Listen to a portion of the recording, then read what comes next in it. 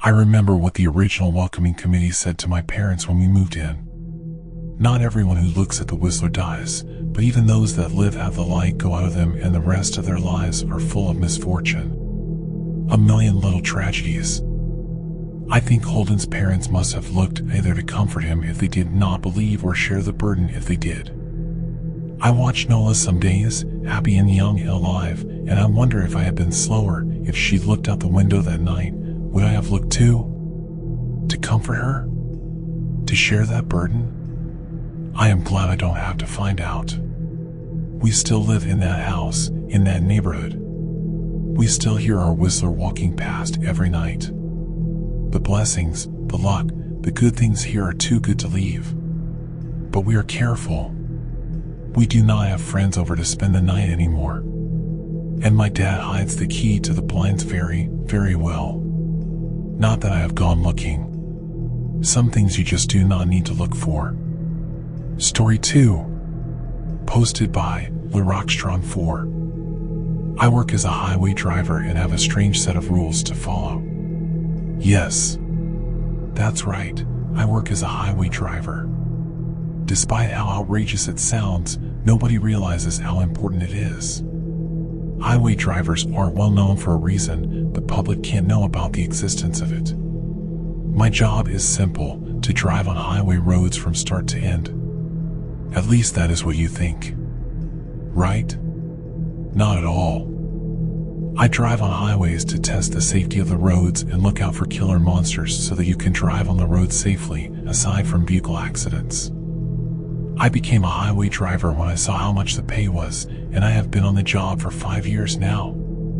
On my first day, I was appointed to some busy highway, I cannot specify, and issued a set of rules made just for that highway. I was to reach there by 9 p.m. and stop at the checkpoint, which was handled by command.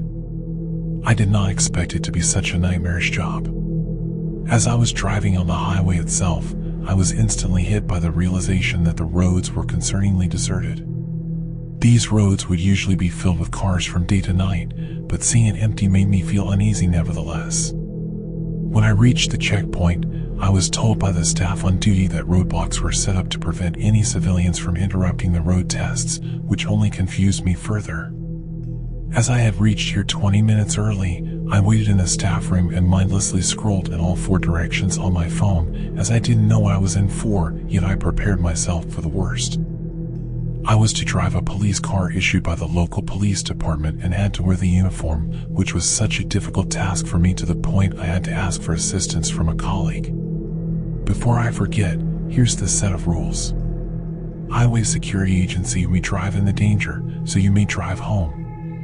Guidelines for highway, redacted, Expressway Revision 2.4 to 6916. Redacted, as a road length of 100 kilometers. The 1 to 10 kilometers distance is relatively safe, and you are permitted to stop at the shoulders for a short break. However, it is strongly advised to remain inside of your vehicle regardless of your situation. From 10 to 15 kilometers, level 0 anomalous events will start to occur. At 11 kilometers, check that all your doors and windows are locked and all electrical systems are in order through the screen. At 13 to 14 kilometers, you may hear a voice behind you, despite there being no one in the passenger seats. You are allowed to respond to these voices as they are designated friendly. These entities will announce their lead by 14 kilometers and remind you to lock the doors. At 15 kilometers, you may hear tapping on the windows. Whatever you do, ignore them. Playing loud music will help to drown out the tapping. If you don't hear the tapping anymore, tune down the radio. 3.15 to 25 kilometers is potentially safe. You are allowed to leave your vehicle for a toilet break during this distance, but remember to have your gun on hand and leave your engine on. Should you hear screaming from behind you, immediately get in the car in 5 minutes. This is how long the entity will take to reach you. If you didn't leave the engine on and find that your engine won't start, initiate maintenance systems through the screen 1 minute before the end of 5 minutes. If the time is up, immediately take the suicide pill. It is a better outcome than what it would do to you. At 23 to 25 kilometers, check that all your doors, windows are locked and electronics are in order. 4. The temporary auxiliary checkpoint, TAC, will be at 50 kilometers, another 25 kilometers away from you. Only at 25 to 40 kilometers will you be experiencing higher level 1 anomalous events. From 25 to 30 kilometers, you will see a man wearing the same uniform as you standing beside a patrol car similar to yours near the shoulder of the road. This man is a highway manager who will check in on you. If what you see does not match with what was stated, immediately drive off and do not look back for X. Once he waves you over, stop for him and allow him to enter. He will ask you questions about your safety and well-being, in which you will answer honestly. This man will remain in your car until you reach the TAC. However, if any unrelated, personal question is asked, immediately press the assistance button for X. For X, if the man you see does not match with what's stated, example, bloody uniform and unmarked vehicle, fully black clothed and no vehicle, etc., you are in imminent danger. Drive away as fast as you can. The entity will attempt to chase you on foot or by car, in which you will respond to by deploying spikes or firing at it. The entity will only stop chasing you when you reach the corner at 30.5 kilometers, so slowing it down is the only option. If the man asks any unrelated question, not related to what was stated, you are in danger. Do not respond to these questions. Once you realize this, immediately press on the assistance button without attracting attention from the entity. The auxiliary patrol car will be there to pick up your body in the morning. From 40 to 48 kilometers, if the radio starts to play static noises, do not turn it off. Immediately stop the car and close your eyes. Do not open them at all. Even if you hear someone calling your name, ignore it. They are entities. Once you feel tapping on your left shoulder, the entities will never tap. It is safe to drive again. If you see people in the back seats, your eyes on the road and ignore their presence. If any of them start screaming, it means they know you noticed them. Immediately shoot at all 3 of the entities before they retaliate. Manager will assist. Once they are dead, leave their bodies on the road. At 49 to 50 kilometers, check all doors, windows are locked and electronics are in order. Should the right back door be unlocked, notify the manager. He will dispose of the entity in the car at the TAC. 5. At the TAC, you will hand the vehicle over to the manager, whom will incinerate it alongside the entity in the back seat. From there you will be excused for a 35-minute break while your vehicle is prepared. 6. From 50 to 75 kilometers onwards, you will encounter level 2 anomalous events. When driving from 50 to 55 kilometers, your vehicle may start to malfunction, doors unlocking and locking, radio playing static noises, etc. When this occurs, immediately kill the engine, open the hood and using a knife, exterminate the entity you find in the hood. From 55 to 60 kilometers, the engine may die abruptly and the temperature in the car decreasing to below 0 degrees Celsius. Immediately start the car as fast as possible. Do not look at the back seats, even if you hear something calling you. It will disappear by 61 kilometers. From 60 to 65 kilometers, the lamp posts may start flickering. Stop the vehicle and hide in the trunk without exiting the car. Try your best to not make any sounds, as it will alert the Omni entity of your presence. If it roars, it has already noticed you. After 5 minutes, it is safe for you to drive on. From 65 to 75 kilometers, you may see entities that appear similar to your loved ones. Whatever you do, do not look at them. Do not speed up, it will know that you know. Even if you feel breathing behind your neck, focus on the road. 7. At this point, any entity in your vehicle would have left. Conduct a routine system check on your car through the screen, doors, electronics. From 75 kilometers to 100 kilometers, you may start to encounter level 2 and 3 anomalous events. At 75 to 85 kilometers, the road ahead of you may appear to crumble. This is a psychic Omni entity. Do not stop your vehicle nor exit it, as the entity is trying to lure you out. Continue driving, regardless of what appears in front of you and what you hear on the radio. After 85 kilometers, it will leave you alone. From 85 to 90 kilometers, you may see a checkpoint. A major red flag to check is whether the lights are all switched off. Do not stop your vehicle and drive through it if you are not sure. Check the distance left on the screen. However, if you stop your vehicle and enter, we will not be able to recover you. At 90 to 94 kilometers, a horde of entities may appear in front of you. Drive straight through them and do not look back, as it will only cause them to chase after you. If this happens, the only way to rid of them is to let the officers at the last checkpoint take them out. From 94 to 98 kilometers, it is relatively safe. However, do not stop your vehicle for more than 8 minutes, as it will alert the entities of your presence. At 98 to 100 kilometers, a man will manifest in front of the car. Do not recognize him, do not even acknowledge his presence. Focus on the road. Once you have finished your shift, pass the vehicle over to the maintenance staff at the final checkpoint, and from there, you will be permitted to clock out. I was superstitious, but at least to a certain extent. It was difficult to believe that monsters existed in this world, but then again, it was the government we're talking about. I knew it wasn't in their best interest to prank their own citizens. That's when I realized I was in for a hell of a ride. I intently stared at the patrol car for a good few seconds. Considering that it would be the only barrier protecting me from certain death, I didn't waste any time checking for any structural defects. My maintenance session was abruptly interrupted by the checkpoint supervisor's presence, who intended to inform me of my code name. The moment he left, I immediately got in the car, took a deep breath, and started the engine. As it turns out, everything that would be normally automated by electronics had to be manually controlled by the maintenance department. Their reason? They didn't want to be caught in the middle of a power outage while monsters were probably roaming outside the walls. "This is Frogsman 1 to maintenance, requesting to open garage door 2, I said while trying to stop my fear from messing up my sentences. The moment the garage door stopped moving, I instantly stepped down on the pedal and drove into the night.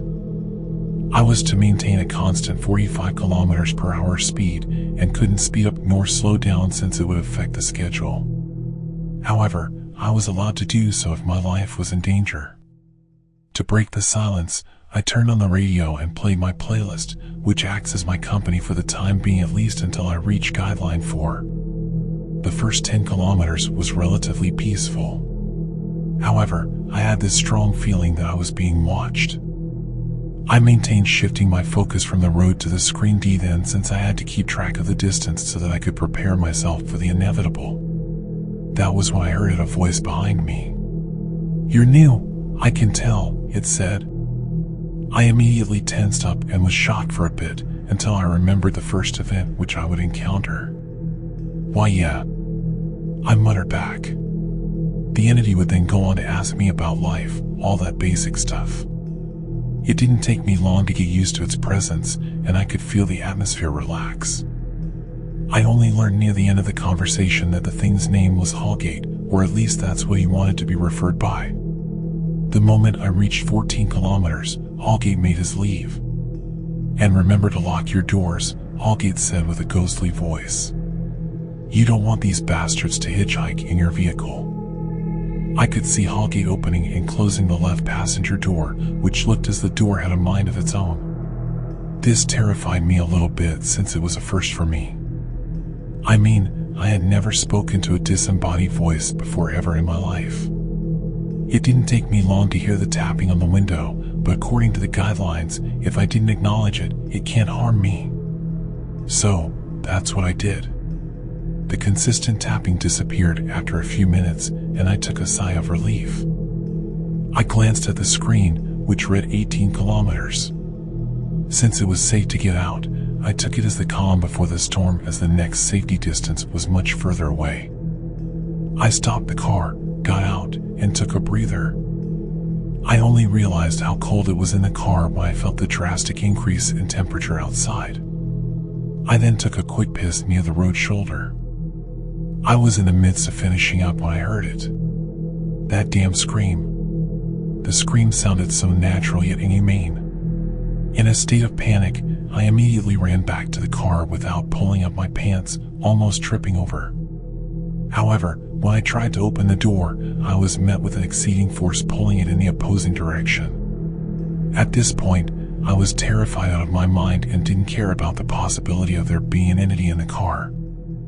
I foolishly punched the window open with my bare fist and jumped inside, ignoring the shards on the seat. I could feel them stabbing my backside, but the pure terror of the screaming entity overcame it to the point I was focused on getting the hell out of there.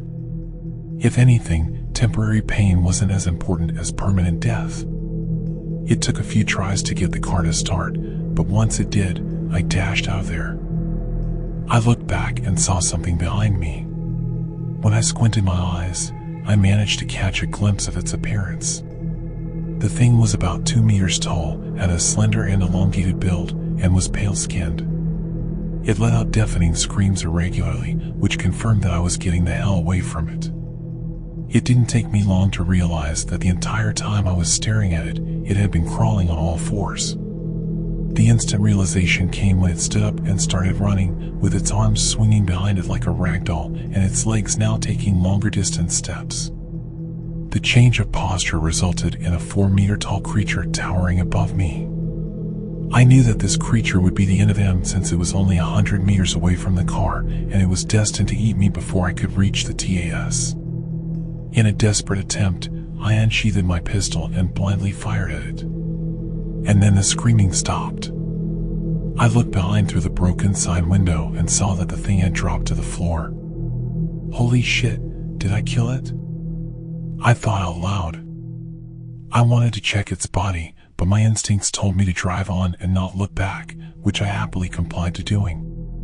My thoughts were all over the place, but one goal kept me focused: to take a break at the TAC. The screen displayed 26 kilometers, and then I saw him 200 meters away from me standing at the road shoulder. "This is HMG Destin, stop the car behind me, over," a voice echoed from the radio. Because I was being tailed by a bloodthirsty monster just moments earlier, I was heavily wary of the person in front of me. There wasn't any way which I could differentiate him from a murderous entity on this highway. The moment he entered the car, my entire body tensed up. "All right, I'll just get straight to the point," he said with a suspicious tone. "Have you encountered any life-threatening anomalous entities so far?" I replied immediately, trying to hide my fear from butchering my words. A few questions later, the survey was complete. Only now did I notice the guy's peculiar movements. He never sat still. He was regularly looking around. He was wringing his hands non-stop, and that was just the tip of the iceberg. His tone when he spoke resembled that of someone who was panicking and annoyed at the same time. He was starting to worry me, but I tried to sympathize with him. He's probably seen a lot while on duty, and I can't blame him for his behavior. I then decided to break the long-endured silence by asking him a question. "So, how long have you been here?" I confidently asked. He replied, albeit stuttering, "Me? About 4 years." Shortly after, his nervous movements changed to an ominous, brick-like posture. His face slowly turned into a grin, and it freaked me out. He then asked me with a completely different tone, "Anyways, how's your father doing, especially since your brother died?" I'm fucked. How the hell did he know my family? I knew that this bastard was going to be the end of me. I had to answer him, or else he'll know that I know. If anything, I'll have to divert its attention away from me. I unwisely replied to his question as lengthily as I could to buy myself time to alert HQ. In the middle of my irrelevant rambling, I steadily clicked the button while it wasn't looking. I couldn't tell if it worked since there wasn't any alert, but all I could do now is pray that I'll suffer a painless death. The screen read 32 kilometers.